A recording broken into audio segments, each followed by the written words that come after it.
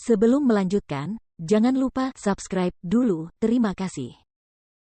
Bab 237, Membunuh. Mo Feng tidak dapat lagi duduk diam, kekuatan di alam yang void terpancar darinya saat ia segera menyerbu ke arah Jian Wushuang. Sekte Sembilan Kaisar dilemahkan oleh Jian Wushuang setengah tahun yang lalu. Namun, setelah pulih selama setengah tahun, kini ada 5 prajurit dari Sekte Sembilan Kaisar di alam kekosongan Yin Yang. Namun, baru saja, 2 dari mereka telah dibunuh oleh Jian Wushuang dalam sekejap mata. Ini akan menyebabkan siapapun merasakan sakit hati. Wih, ha, plus. Jian Wushuang bergerak seperti hantu, dengan cepat melayang di area tersebut dan membunuh kedua prajurit itu secara berurutan. Kemudian dia terbang menuju seorang pria paruh baya berjubah ungu, yang merupakan Master Sekte Sembilan Kaisar saat ini, Kunan. Cahaya pedang sedingin es itu menyala lagi. Apa? Kunan terkejut. Berhenti, berhenti sekarang juga. Mo Feng yang sedang berlari ke sana berteriak. Namun Jian Wushuang tidak berhenti. Cahaya pedang sedingin es, yang mengandung kekuatan besar, menusuk ke depan dengan semburan niat membunuh. Kunan menyadari niatnya dan mencoba yang terbaik untuk bertahan. Namun, karena kesenjangan kekuatan yang sangat besar, dia hanya mampu memperlambatnya sedikit. Anak muda, beraninya kau. Mo Feng mengamuk. Pada saat berikutnya, dia hanya bisa menyaksikan cahaya pedang menembus leher Kunan dan memenggal kepalanya.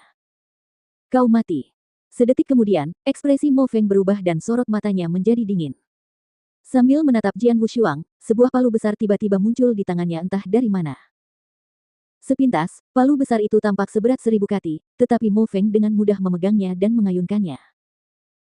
Pada saat itu juga, dia mengayunkannya, menciptakan riak-riak yang mengandung kekuatan mengerikan dan menyebar dalam bentuk gelombang, memaksa para prajurit yang sedang bertarung di area tersebut untuk mundur. Gemuruh palu itu meraung dan muncul di samping Jian Wushuang. Konyol. Jian Wushuang mencibir tanpa melirik Mo Feng, lalu dia menyesuaikan genggamannya dan menebas dengan pedangnya. Itu gerakan biasa, tetapi menggunakan kekuatan penuhnya. Kekuatan gerakan ini hampir mencapai alam void yang mendalam, yang pasti lebih kuat daripada Mo Feng, yang baru saja mencapai alam void yang awal. Wah! Dengan suara gemuruh, palu besar itu bergetar. Kemudian, kekuatan dahsyat mengalir melalui palu itu ke Mo Feng. Mata Mo Feng membelalak kaget dan wajahnya pucat. Dia tidak bisa menahan diri untuk tidak menatap Jian Wushuang saat dia mundur. Dia melihat sosok Jian Wushuang terbang dan bergegas ke arahnya. Kau pikir kau bisa membunuhku? Jian Wushuang mencibir dan berkata, aku membunuh Kunan, dan aku juga bisa membunuhmu. Setelah dia selesai berbicara, niat membunuh yang mengerikan terpancar darinya, memenuhi area tersebut. Bahkan Mo Feng belum pernah melihat niat membunuh yang begitu kuat. Ketika Jian Wushuang menatapnya lagi, Mo Feng tidak bisa menahan rasa takut, seolah-olah orang yang dihadapinya bukanlah manusia tetapi asura dari neraka. Pada saat ini, Jian Wushuang kembali menyerang dengan pedang panjangnya. Gerakan tanpa bobot ini tampak lemah dan ringkih, namun sumber pembantaian yang terkandung di dalamnya cukup untuk membekukan seluruh area. Saat bergerak ke arah Mo Feng, matanya terbelalak dan perasaan krisis yang belum pernah terjadi sebelumnya dan mematikan menyerangnya. Dia tidak ragu bahwa gerakan yang tidak berbobot dan tampaknya lemah ini dapat membunuhnya dalam sekejap. Tolong aku, tuanku, tolong aku. Mo Feng berteriak dengan suara melengking dan sedih. Mendengar hal itu, si tua renta yang bersembunyi dengan tongkat itu tiba-tiba bergerak. Dia bergerak dengan kecepatan yang jauh lebih cepat dari Jian Wushuang. Sebelum cahaya pedang jatuh ke Mo Feng, tetua yang sudah lapuk itu muncul. Matanya berkilat tajam saat dia mengulurkan telapak tangannya yang kering dan kuning, yang diselimuti oleh aliran kekuatan spiritual, lalu berubah menjadi cakar tajam saat menangkap pedang panjang Jian Wushuang. Retakan. Cakar yang tajam menangkap pedang dan mencegahnya bergerak. Arogan. Jian Wushuang tiba-tiba berteriak ketika kekuatan yang terkandung dalam pedang itu melonjak, pada saat yang sama niat membunuh terbentuk menjadi cahaya yang mengalir dan menyerbu ke arah dahi tetua yang sudah lapuk itu.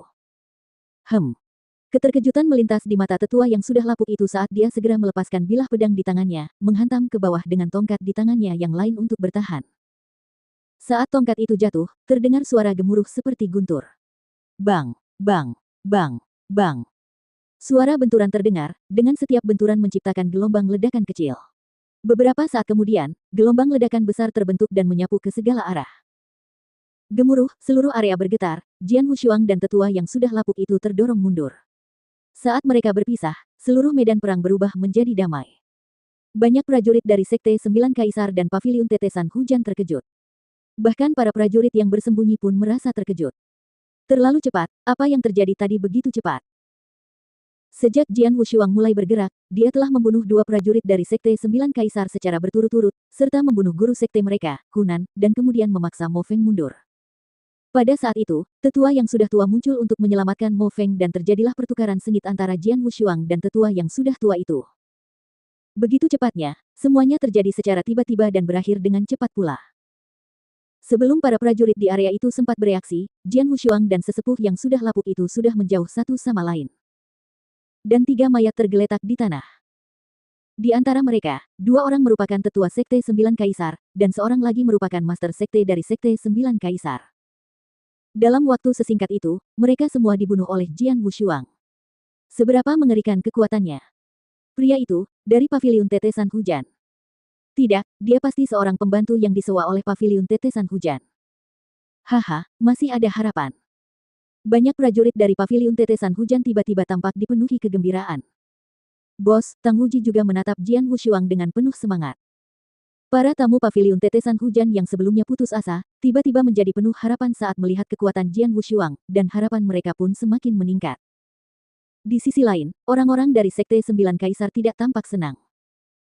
Di udara, Jian Wushuang dan tetua yang sudah lapuk itu berdiri saling berhadapan, dan Mo Feng sudah mundur.